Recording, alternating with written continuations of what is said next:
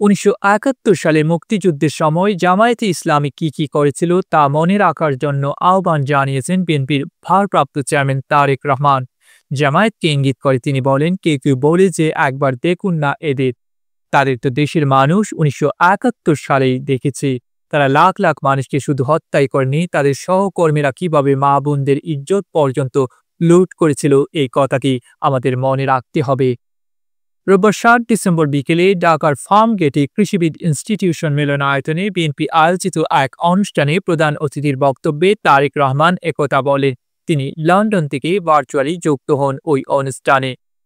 বিজয়ের মাস উপলক্ষে দেশ করার পরিকল্পনা শীর্ষক এই অনুষ্ঠানে ছাত্রদলের সারা দেশের জেলা পর্যায়ের বিভিন্ন ইউনিটের হাজারের বেশি নেতা অংশ নেন। কোনো নাম উল্লেখ না করে বিএনপির ভারপ্রাপ্ত চেয়ারম্যান বলেন, একটি রাজনৈতিক দলের কিছু ব্যক্তি বা বেশ কিছু ব্যক্তি বিভিন্ন জিনিসের টিকিট বিক্রি করে বেড়াচ্ছেন, বিভিন্ন জিনিসের কনফার্মেশন বা নিশ্চয়তা দিয়ে বেড়াচ্ছেন। তিনি বলেন, দোজখ, বেহেশত, দুনিয়া সবকিছুর মালিক আল্লাহ। যেটার মালিক আল্লাহ, যেটার কথা একমাত্র আল্লাহ তাআলাই বলতে পারেন, সেখানে যদি আমি কিছু বলতে চাই, আবার নর্মাল দৃষ্টিকোণ থেকে আমি বুঝি যে সেটি হচ্ছে শিরক, সেটি শিরকের পর্যায়ে পড়ে। উপস্থিত ছাত্রদলের নেতাদের উদ্দেশ্যে তারেক রহমান বলেন, ঘরে ঘরে গিয়ে মানুষকে বোঝাতে হবে যারা এসব কথা বলে তারা শিরক করছে, যারা শুনবেন তারাও শিরকের পর্যায়ে পড়ে যাবেন। তারেক রহমান বলেন, কিছু মানুষ বা কোনো গোষ্ঠীকে ইদানিং বলতে শুনেছি বা বিভিন্ন জায়গায় কেউ সোশ্যাল মিডিয়া বলে যে রাষ্ট্র ক্ষমতায় অমুককে দেখলাম, তমুককে দেখলাম, এবার অমুককে দেখুন। যাদের কথা বলে অমুককে দেখুন, তাদের তো দেশের মানুষ 1971 সালেই দেখেছে। 71-এ তারা তাদের নিজেদের স্বার্থ রক্ষার্থে কিভাবে লাখ লাখ মানুষকে হত্যা করেছে, ঠিক যেভাবে পতিত স্বৈরাচার পালিয়ে যাওয়ার আগে হাজার হাজার মানুষকে হত্যা করেছিল ক্ষমতা ধরে রাখার জন্য। এই যাদের কেউ বলে যে একবার দেখুন না এদের, তাদের দেশের মানুষ 1971 সালেই দেখেছে। এ প্রসঙ্গে তারেক রহমান আরও বলেন, লাখ লাখ মানুষকে শুধু হত্যাই করেনি, তাদের সহকর্মীরা কিভাবে মা বোনদের ইজ্জত পর্যন্ত লুট করেছিল, এই কথা আমাদের মনে রাখতে হবে। তারেক রহমানের মতে দুটি বিষয়কে মোকাবেলা করতে না পারলে দেশ সংকটের মধ্যে পড়বে, সেটা হলো দুর্নীতি ও আইন শৃঙ্খলা পরিস্থিতি। তিনি বলেন, যে কোনো মূল্যে দুর্নীতির লাগাম টেনে ধরতে হবে, আইন শৃঙ্খলা পরিস্থিতি নিয়ন্ত্রণে রাখতে হবে। জনগণের ভোটে ক্ষমতায় গেলে বিএনপি দুর্নীতির লাগাম টেনে ধরবে বলে আশ্বাস দেন তারেক রহমান।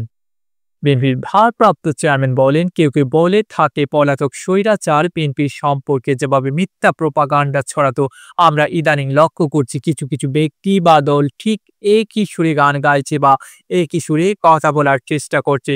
এখন প্রশ্ন হচ্ছে, তাদেরও তো দুজন ব্যক্তি আমাদের সাথে সেই সময় সরকারে ছিল, এই দুজন ব্যক্তি পৃথিবীতে আর নেই।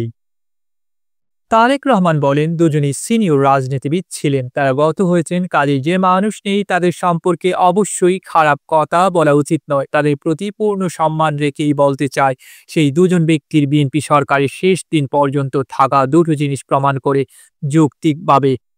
এক, তাদের অবশ্যই খালেদা জিয়ার প্রতি পূর্ণ কনফিডেন্স ছিল। 2, খালেদা জিয়া দুর্নীতির বিরুদ্ধে যুদ্ধ করেছেন, সেজন্যই তারা শেষ দিন পর্যন্ত ছিলেন। উল্লেখ্য, 2001 থেকে 6 সাল পর্যন্ত বিএনপি নেতৃত্বাধীন জোট সরকারের মন্ত্রিসভায় ছিলেন জামায়াতের তৎকালীন আমির মতিউর রহমান নিজামী ও তৎকালীন সেক্রেটারি জেনারেল আলী আহসান মোহাম্মদ মুজাহিদ।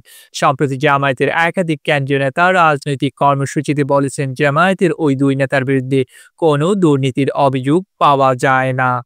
এ প্রসঙ্গে তারেক রহমান আরও বলেন, এখন তাদের দলের অন্য যে যত বড় কথাই বলুক না কেন, খালেদা জিয়া শেষ পর্যন্ত দুর্নীতির বিরুদ্ধে যুদ্ধ করেছেন এবং দুর্নীতির অবস্থার পরিবর্তন ঘটেছে, এই আত্মবিশ্বাস তাদের মধ্যে ছিল।